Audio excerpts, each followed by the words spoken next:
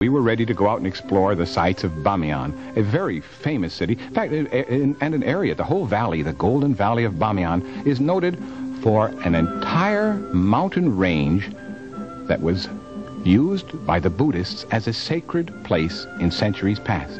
And that whole series of mountains there has Buddhist caves in it.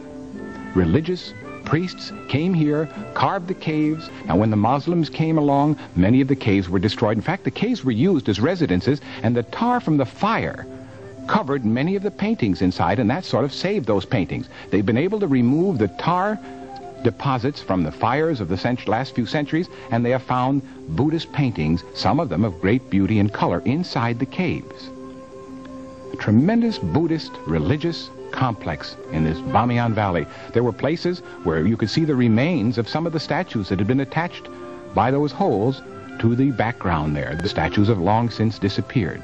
One tremendous statue is being restored by Indian engineers and artists who have come up there, and they're trying to restore this tremendous one. You can see how in the olden days they used to have ropes there and put the mud around the rope to cause the folds in the robes. But that was a small Buddha, 125 feet. Here is the large Buddha. The large Buddha is 175 feet high, probably the biggest in all of the world. And here's what remains of it. The face was cut away many centuries ago when the Muslims took over this area. But there are Huddle and David at the bottom there to give you an idea of size. And you're looking up 175 feet. And above its head, above the head of this statue, we could see very unusual paintings. We were told it might be possible to go up there and see the paintings at close range. To reach the head of the Buddha, you first climb up a little slope, which takes you halfway to your goal. Here you're looking down on the fertile Bamiyan Valley, guarded by its forts. Then you enter a series of caves they have discovered, which lead right to the head of the statue. And we'd like you to join us as we climb through the winding passages of the cliff, passing on the way Buddhist paintings which cover many of the walls and ceilings. Now, this is done with our portable battery lights. As we climb up and up, we're going to be up 175 feet through these caves as we head for the top of the Buddha. We see the red beard and red hair. It's a shame that these figures have all been defaced by people of other faiths at some time in the past. But it's still, it's very easy to see what they looked like, and we can tell who they were. He's got the red beard, red hair, parted in the middle. The statues that you've seen, the caves themselves, are 1,500 or more years old. And this is a secret way to get to the top of the Buddha that they only recently discovered. The regular way to go up there was long since destroyed, but they're able to get in sort of a back way. And here we are going through these 1,500-year-old passageways, and there we are standing on top of the Buddha's head. Those are bullet holes. Would you like to lean over the front of the Buddha with me? Let's go up there and lean over the statue and look straight down. That'll be a lot of fun. There it is, 175 feet down.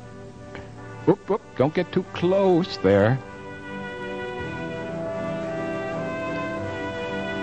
Well, we climbed down again, all the way down this way, and had one last look at that magnificent big Buddha, 175 feet high, carved in these cliffs 1,500 years ago. We'll continue in just a few moments.